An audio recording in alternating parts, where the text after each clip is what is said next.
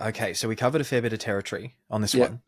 So Yep. the original question was comparing whether or not you know something that you're doing is out of alignment Mm-hmm. or it's just fear. Mm-hmm. So that was the first question we covered. Yep. Yeah. And we went deep on that.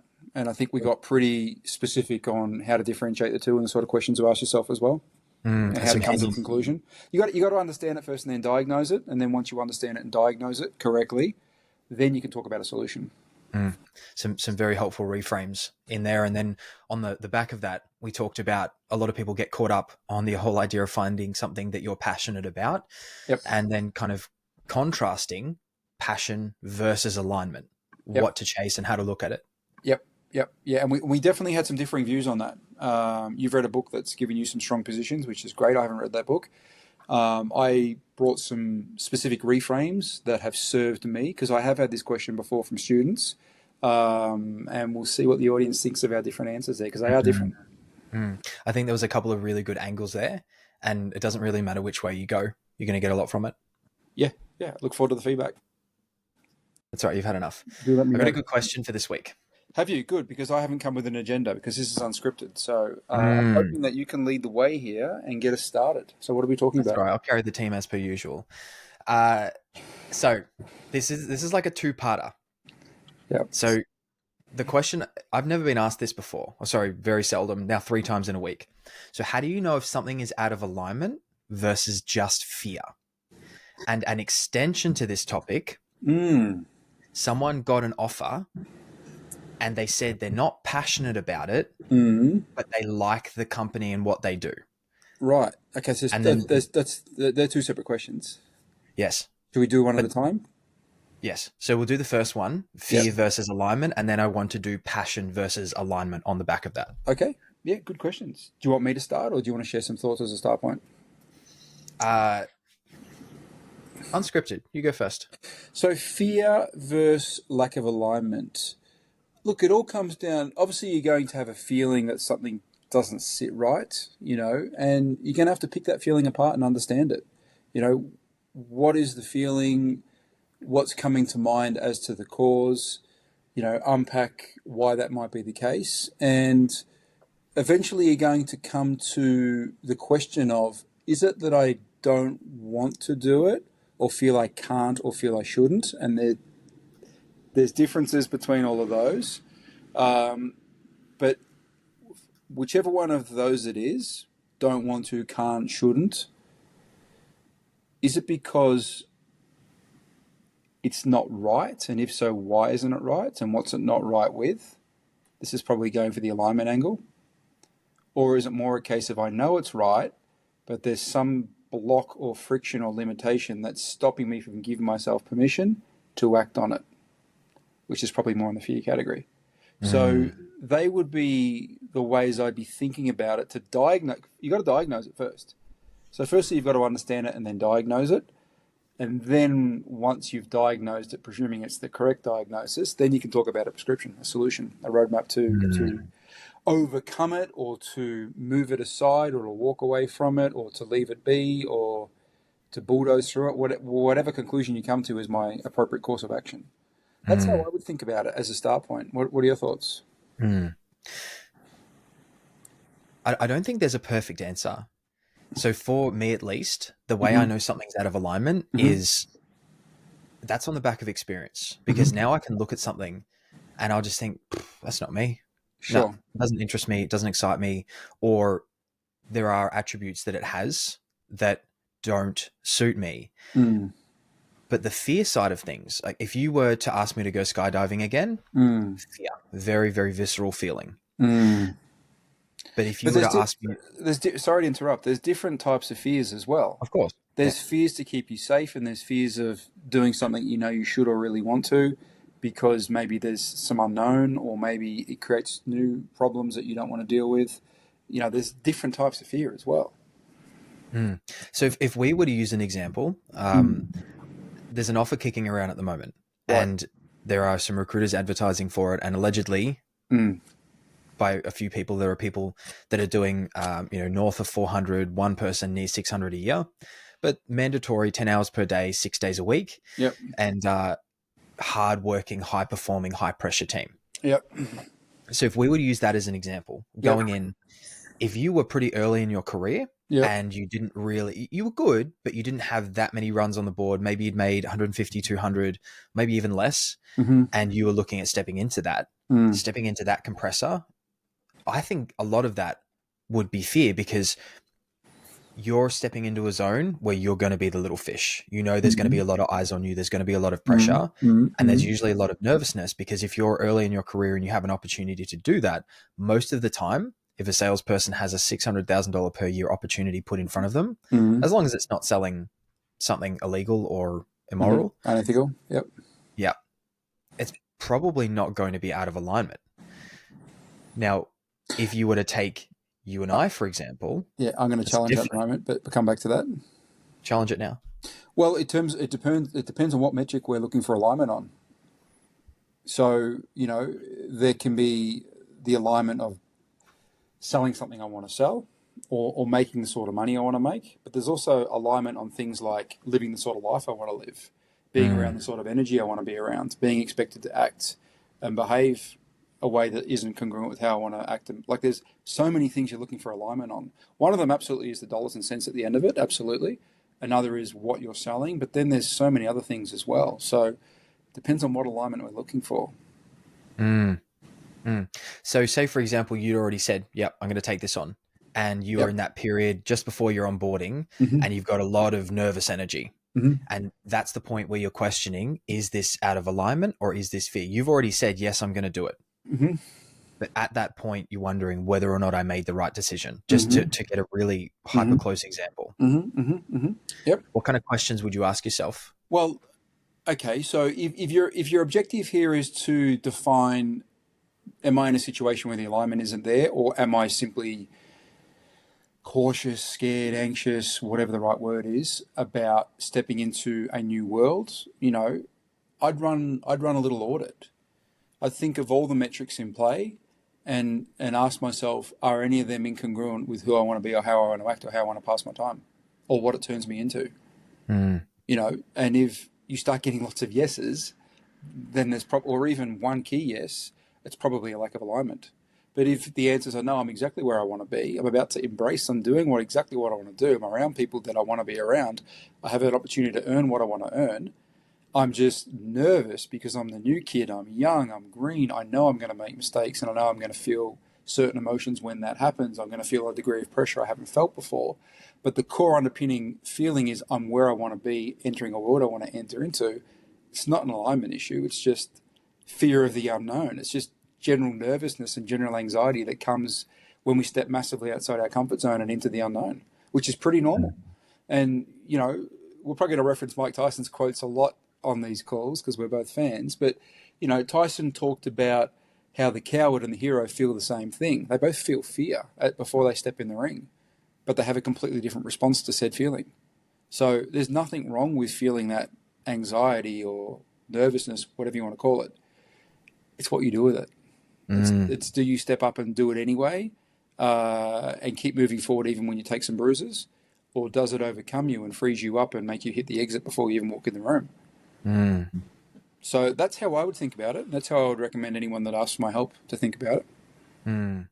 You were, the last time I was in Guatemala, which is a year ago. Yep.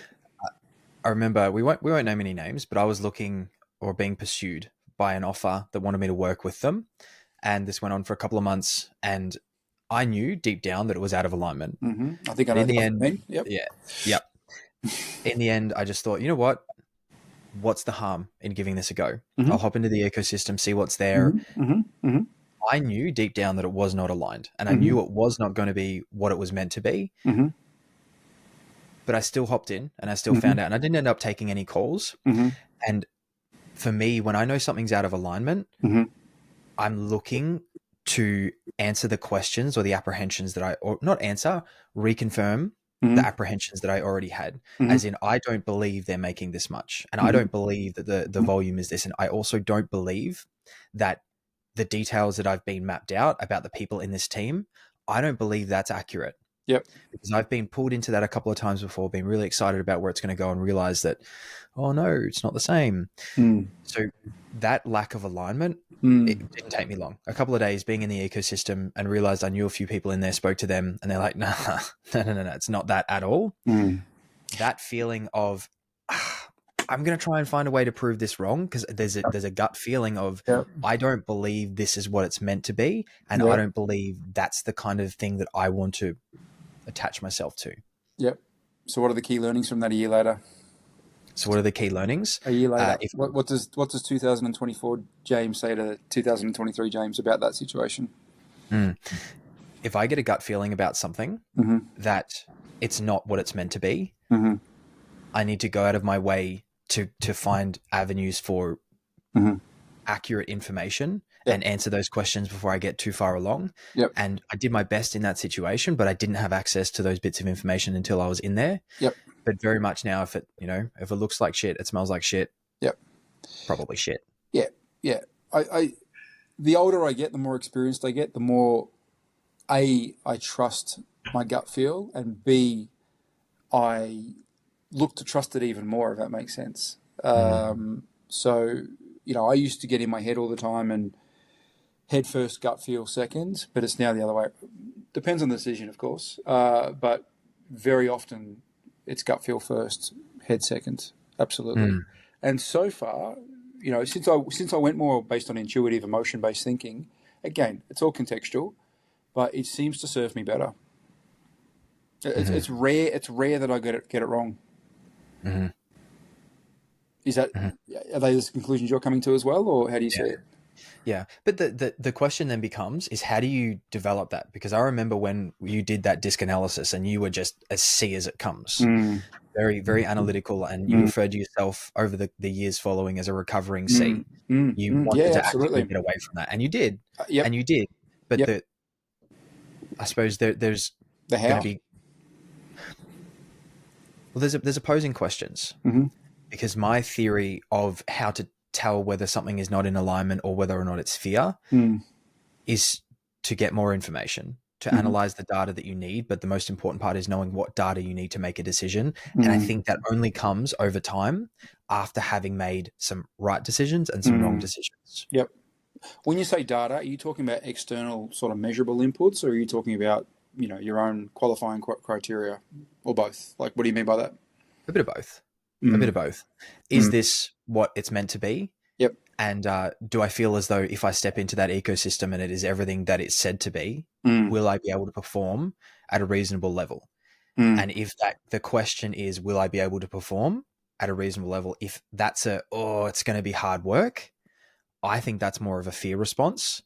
If you're stepping into an ecosystem that is everything that you want it to be, but at the end of the day, you're still going to make decisions along the way, and you're going to get in there and think, oh, no. I'm going to challenge the fear word a minute ago. And I don't like the word fear. I've posted on fear a lot lately. Neither, but it's verbatim the question that's been asked. I know. We have to do it. But yeah, no, I get it. And sometimes there is fear. Sometimes fear is the appropriate word. But I think fear gets misdiagnosed a lot of the time. I'm speaking generally, not about you. I think fear gets diagnosed way too often. Like, it's just fear and limiting beliefs, bro. Like that gets wheeled out way too much.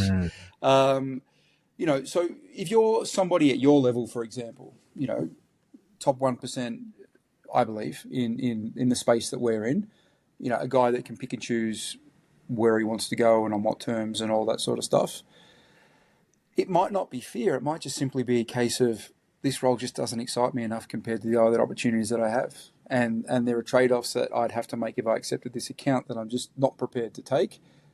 You don't even have to justify why. But if you were to justify it, you're like, because I don't have to. Because there are other roles and other offers I can go on where I don't have to do work like this that I don't want to do. So it's not that I'm scared of it. It's not that I can't do it. I just don't simply want to compared to the other choices I have. So if that were to be the position you came to, I absolutely wouldn't call that fear. I would just say the offer doesn't appeal to the degree required in order for you to be all in, which is a nice problem to have as you reach the top sort of spaces. Now, when you're up and coming and young and have no leverage and no brand equity and, no runs on the board, you're not having conversations like this. But I'm talking to you. I'm not talking, the you of 5 years ago, we wouldn't talk like this. I'm talking to the you of today. So what are your thoughts on hearing that? Mm. I think what you described, as in it just doesn't tick the boxes, Mm. I think that's just alignment. It's not aligned with what I need. Mm. It's not Yeah, aligned with I, what I I, I want. would agree. I would agree. You Yeah. have alignment as a criteria. You have a Mm. criteria that you're looking to have met, and for whatever reason, that criteria is not being met. And therefore, there's a misalignment. There's a disconnect Mm. between what you want it to be and what it actually is. If Mm. you think you can bridge that disconnect through negotiation or changing things around, or maybe you reimagining your criteria, then you might be able to make it work. But if your criteria is pretty fixed and what's coming the other way is pretty fixed too, it is what it is. And then you're going to have to make a decision. Am I willing to accept these trade offs and compromises? And if you don't have a lot of options, or if the carrot is so strong, you're willing to take a couple of little L's in order to just the carrot is so strong, like whatever, nothing's perfect, then you do it. But if it's Mm. not strong or the trade offs are too great, or you've just got so many options that you don't even have to take any trade offs at all, then you don't do it. Mm. Nice problem to have. It is a nice problem to have. Mm. It is, and I was thinking about the criteria that we've put together over the time, and if I were to look at what is out of alignment, I mean, now this is just off experience. One, I don't want to sell to broke people, the Mm-hmm. kind of people Yeah. that Zero you to have to ones encourage them to away be from. resourceful. Like, Yep. no, I don't want to make you go further in debt and borrow money off your sister again Yep. to buy this $5,000 fitness package. Yeah, Like, no, it's exhausting. it is. So that's a no. Mm-hmm. Having a like dictatorship with regards to a sales manager, Mm-hmm. no. Mm-hmm. Daily huddles, no. Oh. But then in saying that, if there were to be a situation where it was so unbelievably good, Mm-hmm. as in there are some companies that I've seen at the moment. I haven't even told you about this. So there are some companies where selling a new software, some guys are doing 600K US a month, and just I've seen Revenue or commissions? commissions. Wow. I've seen the videos that these guys put up. Terrible. They're so bad. They can't talk. They can't communicate. But they're making that amount of money, and they're not even working that hard. But if you were to come to me and say, you can work with this company 400 to 600K a month, and but you've got to go to 3 huddles a week, I'd say, pretty sure I'm being Sure, paid for those sure. But huddles. but there's a, Sweet, let's do it. there's a simple equation here. Does it appeal to my self-interest? Mm. Does it appeal to my self-interest? Like, here's a little story we haven't shared before. So 3 years ago, you, myself, and Matthew Hooton, Mateo as we call him, we worked on the same account together. And all three of us left within a month of each other for various reasons. And at that point, that had a base and a commission. And we had a daily huddle as part of that, but we were paid a base, so that was fair enough. We were quasi-employees. It was the last role I had before I went 100% commission in remote. And when we all left, actually it was more like within 2 weeks, probably not even a month. We all left within 2 weeks for various reasons. Well, there was an underpinning reason that they all had in common, but that's another conversation for another day. But We won't mention Paul's name. We we're all wouldn't. out of there. So we've all worked together in this account for about a year, and I think we were the best three performing guys, and it was all good. And we had a daily huddle every day, and as I said, we were employees, so there was no space to complain about it. We were paid hourly rate, so whatever, no dramas. Here's my point. The 2 or 3 weeks after we all exited that simultaneously, I don't know if you remember this or not, but we actually collectively got together, us three, and had our own daily huddle at the same time, and kept that thing going for about 3 weeks until, I don't know, we started finding our feet and getting our first commission only 100%, all in roles. But here's the takeaway and my long-winded point. There was value in it for us, so it appealed to our self-interest. We were able to have high-level conversations, we were able to challenge each other, we were able to explore topics, we were able to support each other, critique each other. There was value in it. We got something in return. The vast majority of daily huddles, and I don't want to turn this into a daily huddle slam session, for experienced, capable, self-motivated people. If you're not any of those things, forget about what I'm about to say right now.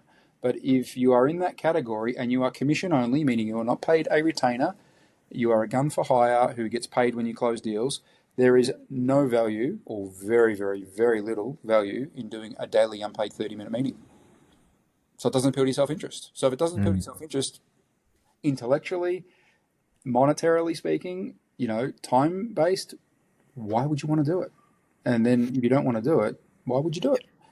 But that's that rant over. But it all comes back to self-interest. Self-interest is my overarching point there.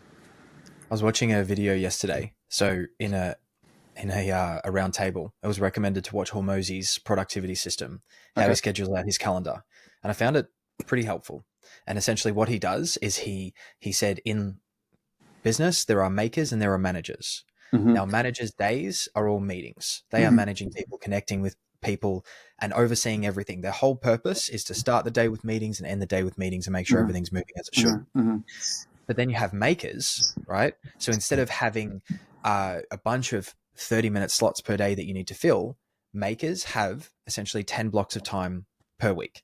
So you have Monday morning, Monday afternoon, Tuesday morning, Tuesday afternoon. Now, the purpose of those times is to make, and if you put a meeting right in the middle, you've essentially killed one of those blocks of time. Sure. Because people are either worrying about the meeting coming up and wondering what it's going to be, and then all of their momentum gets killed by the meeting, and then that finishes, and they're like, well, lunch is coming up soon. Yep. That does not stand too well for commission-only salespeople whose whole job is to it doesn't appeal to our self-interest. Simple as that. But anyway, we could go off on a massive tangent, and if we did, we'd have the deans of the world and all the fun guys come in. Let's get Dean on. I'll battle Dean over huddles. Maybe we'll do that one day. Dean could bring some arm reinforcements, so that him and someone else, Dean's a friend by the way, versus us two. We'll see how we go. We'll let the audience decide who wins. So I want to add an extension to this. I mentioned it at the beginning. Yes, there was a second question too, which we haven't. There was a second question. Forgotten. Yep.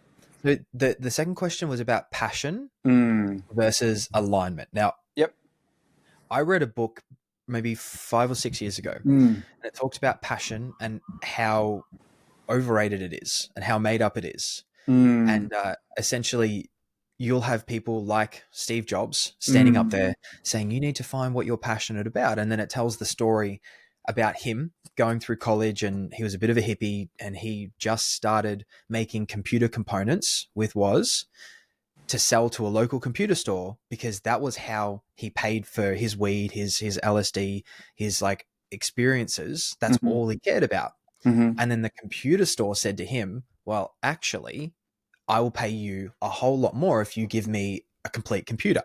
So him and Woz started making complete computers to sell.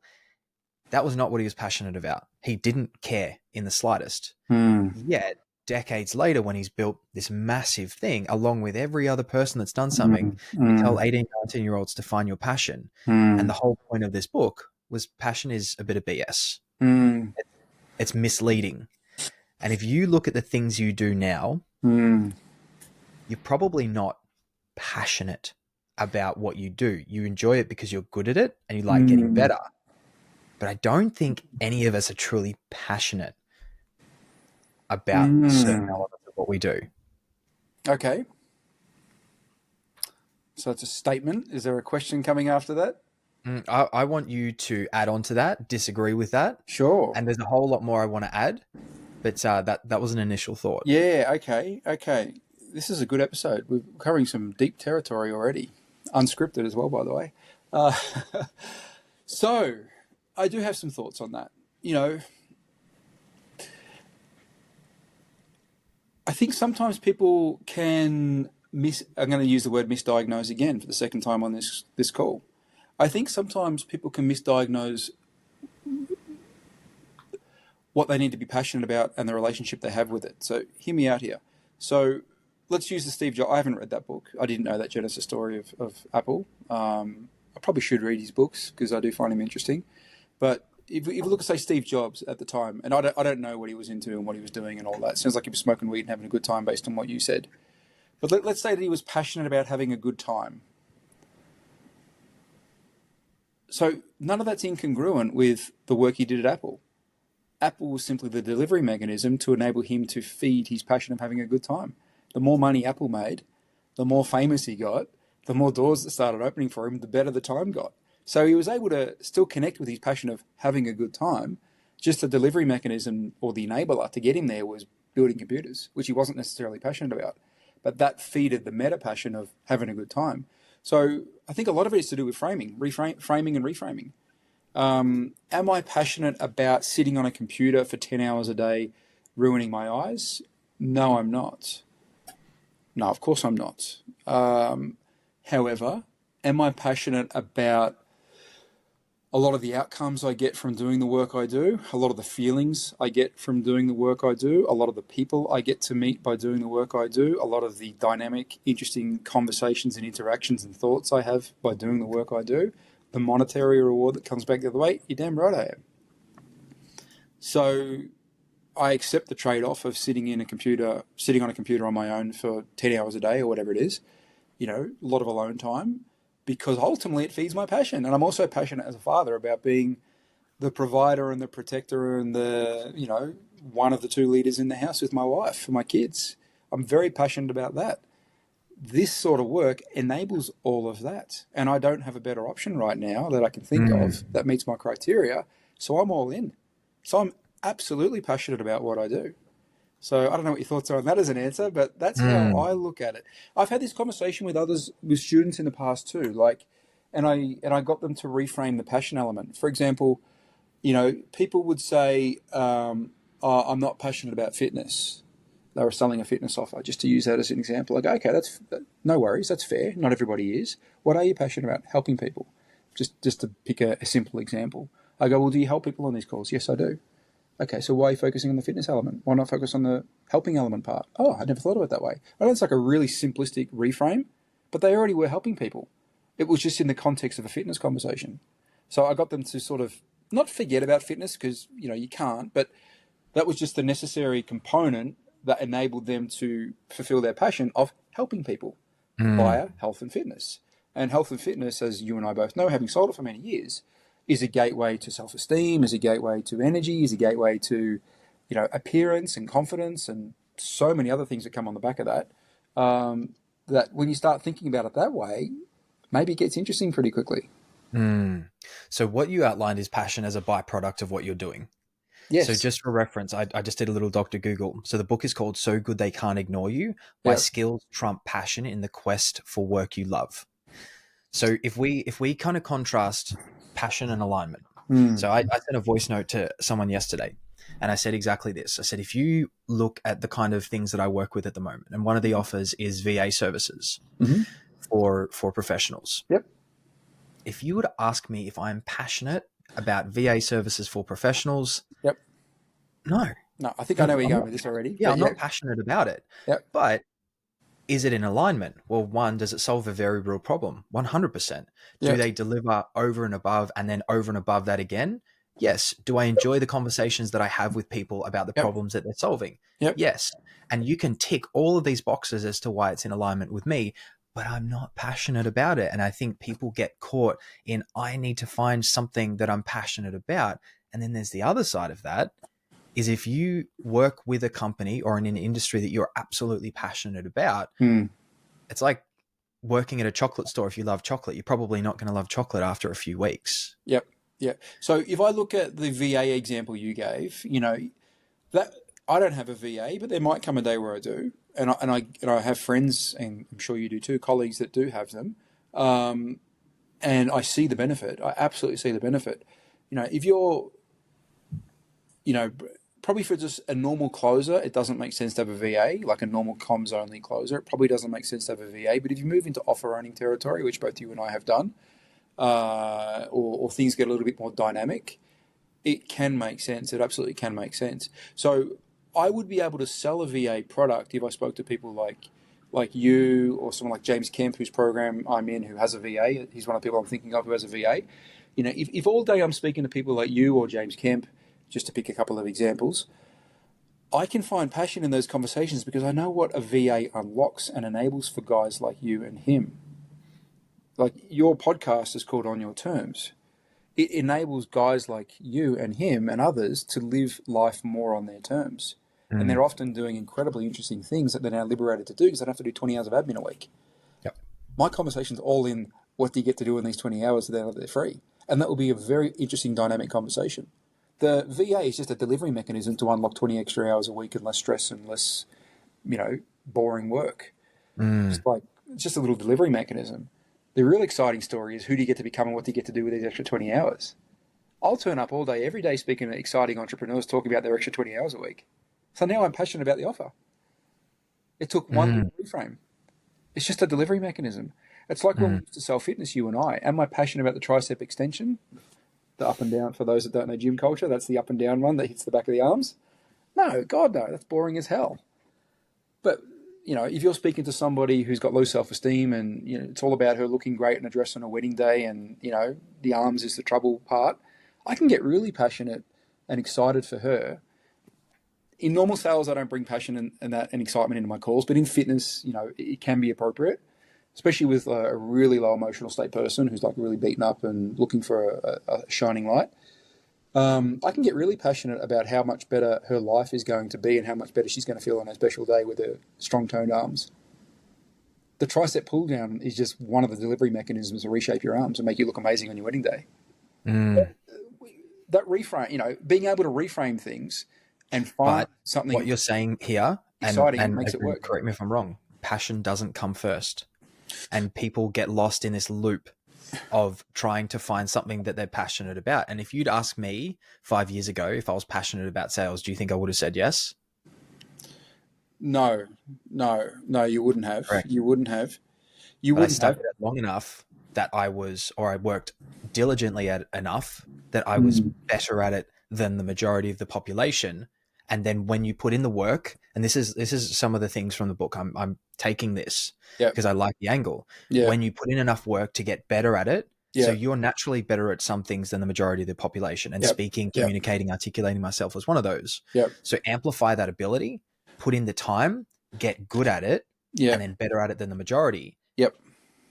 And you pick a skill that you can amplify, not necessarily that you're passionate about. I get that angle. And I think there's truth in that angle. I guess, I'll be the contrarian for the sake of an interesting podcast, but it's also reflective of probably how I see it too. But I do get that angle. Look, passion is a luxury. It's a want, not a need. Now, for some people, it may be a need, but for the majority of us, it would be in the want category, not necessarily the need. I.e., the house is burning down, you lose everything. You got to put food on the table tomorrow. Like, my criteria is not passion. My criteria is how can I buy my family food tomorrow? Like, it's necessity. Passion's a luxury in that regard. Back to what I said earlier about the level you've got to at sales. When you get to more elevated levels, you have the ability to pick and choose. You have an abundance of opportunity. You have a high level of self-confidence. So you can be drawn towards things that interest and excite you.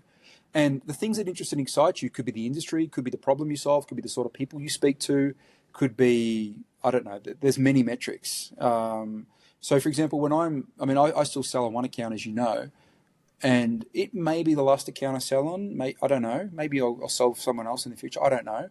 But, it's a high-level mastermind to super high-level entrepreneurs and company owners and CEOs. I really like speaking to that audience. It's 1 to 100. It's towards based. It's people with options. They're decisive. They make things happen. They got great energy. They're optimists. Amazing. So for me, I'm passionate in a sales capacity about speaking to people like that. I don't really care what the problem is that we're solving for them.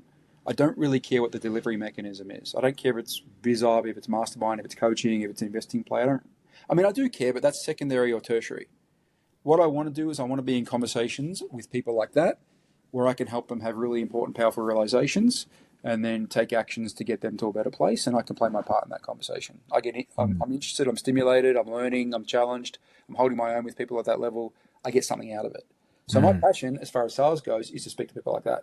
The delivery mechanism, the industry, the offering, very much secondary and tertiary. I'm not really passionate about those two things. That's a reframe as well. I'm passionate about the target market or the avatar, not so much the delivery mechanism and the industry. That's secondary or not important. So there's ways to look at it that way as well. But that's a luxury. The me of 10 years ago or 15 years ago, I'd never sold to that crowd, and I didn't know what I didn't know.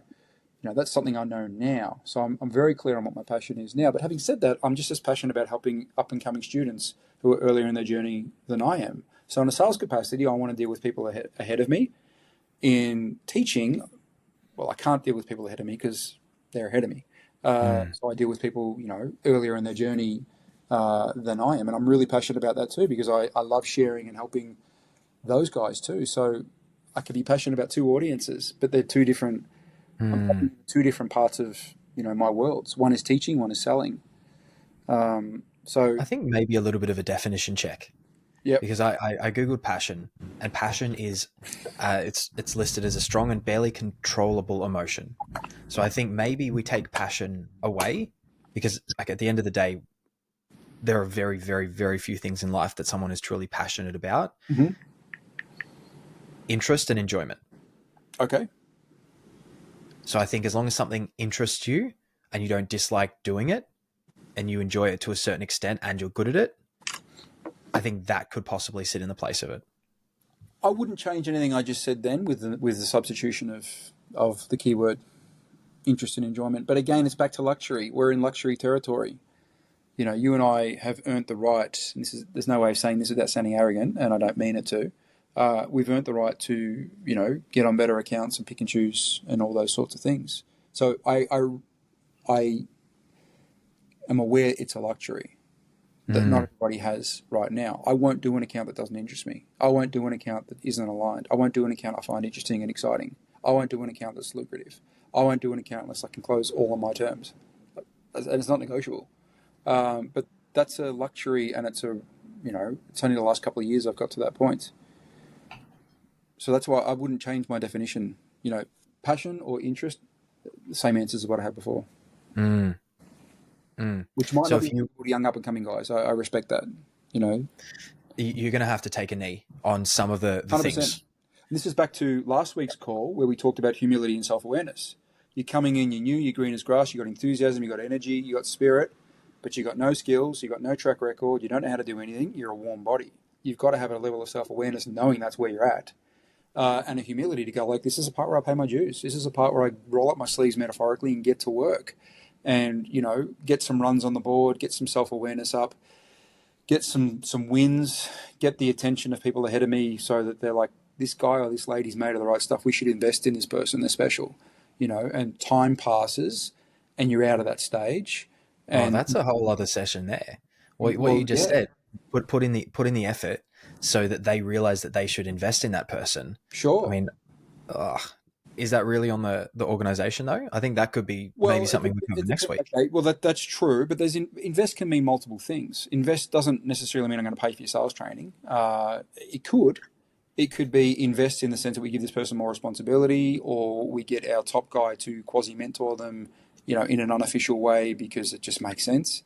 There's many, many different ways that invest can be in, or we promote them to a role they're not quite qualified for, but we think they'll grow into it soon because they're made of the right stuff. And we know they're going to be underwater a little bit at the start, but we're going to learn even more about them because we think this person's special and we think they can accelerate quickly. So invest can mean lots of different things. Can you hang on just 1 second? Sure, not a problem. 1 sec. I have to go to the toilet. Okay. I don't know if you're going to edit this out being unscripted or not. Okay, good. So I don't have to talk to the camera on my own, which would be awkward. Yeah, so that is another tangent. Have we covered enough on passion? I think we have. I think it comes down to perspective and viewpoints. Sure. And I think with the reframe that you did, passion becomes a secondary, kind of like a byproduct, not necessarily the application itself. You could focus on passion on the meta and do some big trade-offs on the micro. Like, I'm passionate about helping people. I'm not, which is sort of my meta goal. I love helping people become a better version of themselves. I'm passionate about that. Am I passionate about fitness, which is one way of them becoming a better person? Not specifically, but I can find value in it and be excited for it because I know that's going to make them a better person and that's going to go with my meta goal. So it's all good. That would be one way that I would think about it. And that can give you permission to go into a lot of spaces that might look on face value as sort of menial work or boring work, but you can still find meaning and purpose and, value in being there. And if you're around other people that are not particularly inspired, you found a way to be inspired, and that can be one of the ways you can really separate yourself because you're doing what you want to do. You have alignment that we talked about earlier. You're aligned with what you want to be doing. It's just a little trade-off that you're talking about fitness all day, which isn't your passion, but the meta goal is being achieved. So it's all good. For sure. I like that. I think we ticked the box on this one. Cool. We didn't answer the second question, did we? So is that like, or did we? Was Well, that the yeah, we second did. one? Oh, that was Passion versus alignment. right. Okay. God, that was a deep call with no preparation for that. We covered some territory there, We did a lot. and we had some Perfect. disagreements, which was good too. Yeah. And neither of us are going to block each other or call each other names. And I've already unfriended you. I have you. I was about to block you. Yeah. Yeah. You now. Yeah. Yeah. No, this was a good one. So I reckon we'll tie a bow on it here, and Good. we'll be back next week. All right. Sounds like a plan. See Cheers. you next week, James.